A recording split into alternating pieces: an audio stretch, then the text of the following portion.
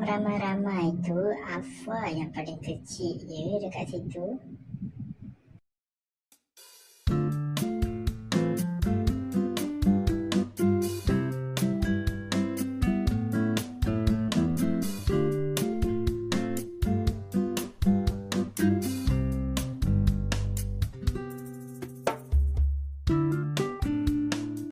Nampaknya Alpha ada bakat juga nak jadi bomber suatu hari nanti ya. Tapi Alpha macam pelik pula ya.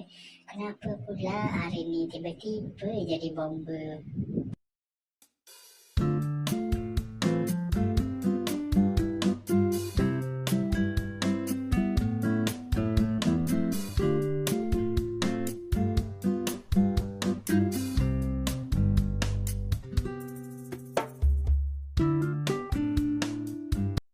Ramai juga yang cakap nampak Alpha ni macam muka Korea pula ya.